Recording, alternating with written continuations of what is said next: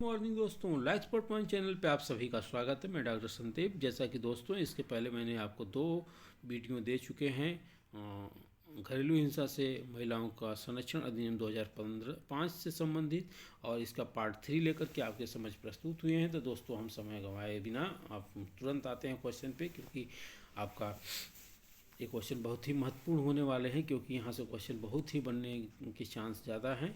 तो दोस्तों क्योंकि इस एक्ट से संबंधित ज़्यादा घटनाएं घटती हैं, तो ये सभी को जानना चाहिए। तो आप आते हैं दोस्तों क्वेश्चन नंबर 1। जैसा कि स्क्रीन पे आपको दिखाई दे रहा होगा, क्वेश्चन नंबर 1 है, मजिस्ट्रेट द्वारा धारा 12 के अंतर्गत सुनवाई की प्रथम तारीख नियत की जाएगी।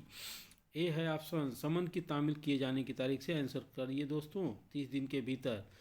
बी आवेदन पेश किए जाने की तारीख से 30 दिन के भीतर। सी समन तामील किए जाने की तारीख से 60 दिन के भीतर।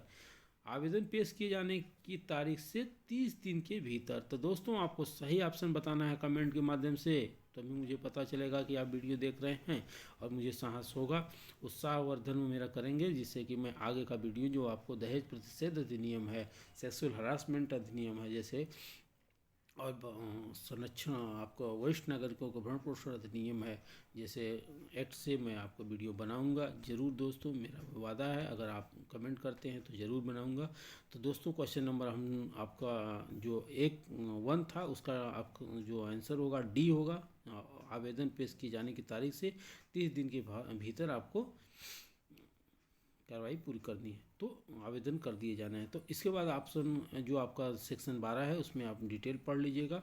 अब क्वेश्चन नंबर 2 पे आते हैं। क्वेश्चन नंबर 2 है, धारा 12 के अंतर्गत फाइल किए गए आवेदन का निपटारा किसी मजिस्ट्रेट द्वारा कितनी अवधि के भीतर किया जाएगा। दोस्तों बहुत ही important question, very very most important question होने वाला है। तो आपके लिए ये होगा कि ए ऑप्शन है 60 दिनों के भीतर, बी है 6 मंथ के माह के भीतर, 30 दिनों के भीतर, सी है, डी है 30 दिनों के भीतर। तो आंसर होगा दोस्तों 60 दिनों के भीतर। धारा जो 12 है इसकी, उसका जो सब सेक्शन 5 है उसमें आपको स्पष्ट प्रावधान है दोस्तों, इसको पढ़ करके आप एक बार रट लीजिएगा। तो दोस्तों आप क्वेश्चन नंबर 3 पे आते हैं। क्वेश्चन नंबर 3 में आपको दिखाई दे रहा है स्क्रीन पे, थोड़ा इसको कलर में नहीं कर पाया। तो प्रत्यर्थी के विरुद्ध धारा 12 की कार्रवाई हेतु नोटिस की तामील किस प्राधिकारी द्वारा की जाएगी। तो ए है न्यायालय द्वारा नियुक्त अधिकारी द्वारा, बी है सेवा प्रदाता द्वारा, सी है संरक्षण अधिकारी द्वारा, डी है या इनमें से कोई नहीं। तो दोस्तों इसमें सेवा प्रदाता की जगह आप देख सकते हैं इसका आंसर सही होगा सी, संरक्षण अधिकारी द्वारा। इसका होगा सी। क्वेश्चन नंबर जो आपका 3 है इसमें ऑप्शन आपका सी सही होगा, और इसमें सेक्शन जो 13 है आप पढ़ सकते हैं अधिनियम की डिटेल के लिए। और क्वेश्चन नंबर 4 आते हैं, धारा 13 के अनुसार प्रत्यार्थी के विरुद्ध समन की तामील कितनी अवधि के भीतर की जाएगी। तो दोस्तों इसमें ऑप्शन आपका है ए, संरक्षण अधिकार की वो नोटिस प्राप्त होने के 2 दिन के भीतर, बी है ऐसे युक्त समय के भीतर जैसा मजिस्ट्रेट उचित समझे, सी है आपको आवेदन की तिथि से 30 दिन के भीतर। तो दोस्तों यहाँ पे आपको ऑप्शन मिल रहा होगा कि संरक्षण अधिकार को नोटिस प्राप्त होने के 2 दिन के भीतर ए, और बी ऐसे युक्त समय के भीतर जैसा मजिस्ट्रेट उचित समझे। तो इसका ऑप्शन होगा दोनों, ए और बी दोनों। तो इसका आंसर सही आंसर होगा डी।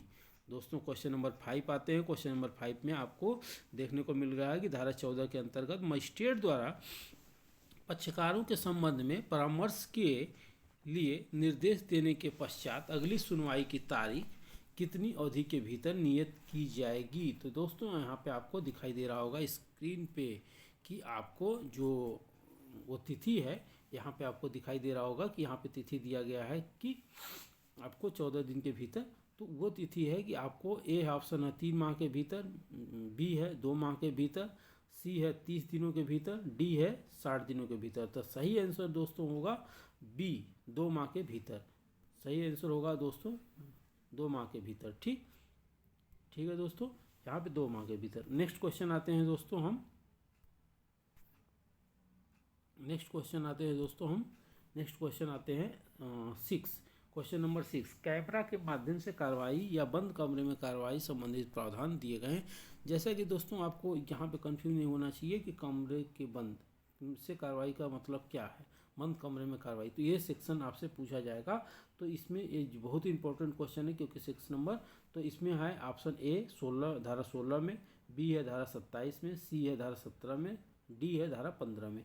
तो इसका सही ऑप्शन आपको होगा, उत्तर होगा ए, मतलब धारा 16 में। इसके बाद क्वेश्चन नंबर 7 आपको स्क्रीन पे है दोस्तों, आप देख सकते हैं स्क्रीन पे आपको क्वेश्चन नंबर 7 है। इसमें क्या है, व्यथित व्यक्ति के लिए साझे आवास में निवास करने का अधिकार वर्णित है किस धारा में। तो आप देख सकते हैं इसमें दिया गया है कि ए है धारा 14 में, बी है धारा 19 में, सी है धारा 15 में, डी है धारा 17 में। तो सही आंसर होगा दोस्तों यहाँ पे आपको धारा 17 में। क्वेश्चन नंबर 7 का है आंसर डी। ठीक है दोस्तों, इसके बाद हम नेक्स्ट बढ़ते हैं आगे और देखते हैं आपका जो नेक्स्ट क्वेश्चन है। इसके बाद 8 गलत कथन इंगित कीजिए। तो दोस्तों यहाँ पे आपको दिखाई दे रहा होगा कि गलत कथन इंगित कीजिए। यहाँ पे गलत कथन इंगित करने का तात्पर्य है कि यहाँ पे आपको गलत कथन इंगित कीजिए, यहाँ पे है आपको दिखाई दे रहा होगा स्क्रीन पे, गलत कथन इंगित कीजिए। आपको होगा प्रतिकर के आदेश एवं अनुतोष के अतिरिक्त प्रदान नहीं किया जा सकता है। विशिष्ट अनुतोष है जिसकी मांग प्रार्थी को अनुतोष के आधार पर वर्जित करती है, ठीक, दावा करने से वर्जित करती है। इसके बाद नेक्स्ट जो आपका ऑप्शन है, इसके बाद है आपका हम मजिस्ट्रेट को उचित मामले की कार्रवाई के संदर्भ में अंतरिम आदेश, एक पक्षीय आदेश पारित करने की शक्ति है, ठीक। तो इसके बाद आपका है यहाँ पे देख सकते हैं, ठीक। इसके बाद सी है इस अधिनियम में उपचार मांगने के बाद अन्य न्यायालय भी उचित अनुतोष हेतु दावा किया जा सकता है, इनमें से कोई नहीं। तो इसका सही आंसर जो होगा, गलत इंगित करने के लिए प्रतिकर आदेश अन्य अनुतोषों के अतिरिक्त प्रदान नहीं किया जा सकता है। विशिष्ट अनुतोष है जिसकी मांग प्रार्थी को अनुतोष दावा करने की वर्जित करती है, गलत आंसर है। तो इसका सही आंसर जो दोस्तों यहाँ पर गलत ऑप्शन दिया गया, तो ये सही आंसर हमको यहाँ पे देखना है कि इसका होगा ए, धारा 22 में इसके बारे में डिटेल दिया गया है। फिर हम आते हैं क्वेश्चन नंबर 9। क्वेश्चन नंबर 9 में आपको देखने के प्रतिकर से संबंधित उपचार की मांग आवेदन हेतु किसके द्वारा दाखिल किया जा सकता है। अब इसमें आपको ऑप्शन ए है संरक्षण अधिकारी द्वारा व्यथित व्यक्ति की ओर से, दूसरा है बी सेवा प्रदाता द्वारा व्यथित व्यक्ति की ओर से, या सी स्वयं व्यथित व्यक्ति द्वारा, डी उपरोक्त सभी। तो यहाँ पे आपको सही ऑप्शन होगा सी स्वयं व्यथित व्यक्ति द्वारा। इसके बाद आपको क्वेश्चन नंबर 10 है। क्वेश्चन नंबर 10 इस अधिनियम के अनुसार धारा 18 के अंतर्गत व्यथित व्यक्ति के पक्ष में पारित किया गया संरक्षण आदेश प्रवृत्त रहेगा। धारा आपका जो 18 बताती है कि जब तक मामला लंबित है, बी जब तक मामला न्यायालय में उचित समझे, न्यायालय उचित समझे, सी है जब तक व्यथित व्यक्ति मुक्ति के लिए आवेदन न करे, डी है जब तक ऊपर के न्यायालय में अपील न दायर की हो। तो इसका सही ऑप्शन है दोस्तों, आपको स्क्रीन पे दिखाई दे रहा है, आपको देख सकते हैं यहाँ पे, छोटा हो गया दोस्तों। तो यहाँ पे आपको सही ऑप्शन होगा इसका सी है आपका, जब तक व्यथित व्यक्ति मुक्ति के लिए आवेदन न करे तब तक ये माना जाएगा। फिर क्वेश्चन नंबर 11। क्वेश्चन नंबर 11 में देख सकते हैं दोस्तों, इस अधिनियम की धारा 21 मजिस्ट्रेट द्वारा पारित आदेश किस आदेश से संबंधित है। तो यहाँ पे जैसा कि दोस्तों मैंने इसके पहले आपको बताया था, प्रवृत्त कहाँ तक होता है, समस्त भारत में। तो इसमें कौन सा आदेश माना जाता है, तो यहाँ पे है कि पारित 21 के अंतर्गत, अगर दूसरे सेक्शन में है तो एक जगह निवास आदेश के बारे में दिया गया है, किंतु 21 में है, यहाँ कहा गया कि ए निवास आदेश से, संरक्षण आदेश से, सी प्रतिकर आदेश से, अभिरक्षा आदेश। तो यहाँ दोस्तों आपका जो ऑप्शन सही ऑप्शन है डी होगा, अभिरक्षा आदेश से संबंधित है 21, ठीक। इसके बाद क्वेश्चन नंबर 12 है। क्वेश्चन नंबर 12 इस अधिनियम के अनुसार कदर नहीं हुआ है, अनुसार न्यायालय क्षेत्राधिकार से संबंधित नियम वर्णित है। अनुसार न्यायालय की क्षेत्राधिकारिता से संबंधित नियम वर्णित है। तो इसमें ए है धारा 23 में, बी है धारा 27 में, सी है धारा 25 में, डी है धारा 26 में। तो इसका सही आंसर है धारा 27 में, ऑप्शन नंबर बी सेक्शन। अब आप क्वेश्चन नंबर 13। क्वेश्चन नंबर 13 में हम आते हैं दोस्तों। क्वेश्चन नंबर 13 इस अधिनियम के अंतर्गत मजिस्ट्रेट द्वारा संरक्षण आदेश तथा अन्य आदेश प्रदान करने या अपराधों का विचारण करने के लिए मामला उस न्यायालय में लाया जाएगा जिसकी स्थानीय सीमाओं के भीतर क्या है, जिसकी स्थानीय सीमाओं के भीतर यहाँ पे दिखाई दे रहा होगा दोस्तों। तो यहाँ पे लिखा गया है कि जहाँ व्यथित व्यक्ति स्थायी या अस्थायी रूप से रहता है, कारोबार करता है, वहाँ होगा। जहाँ प्रत्याशी रहता है या कारोबार करता है, जहाँ वाद हेतु उत्पन्न हुआ उपरोक्त में से सभी। जैसा कि दोस्तों आप लोगों को ये तो सामान्य सी बात है, जो क्योंकि आपके लोग विद्यार्थी हैं, आप कोई इससे संबंधित कोई इशू नहीं होना चाहिए। क्योंकि जब आप अब CRPC को सेक्शन में जुडिशन में या CPC के जुडिशन में पढ़ते होंगे तो इस समय स्पष्ट दिखाई दे रहा होगा।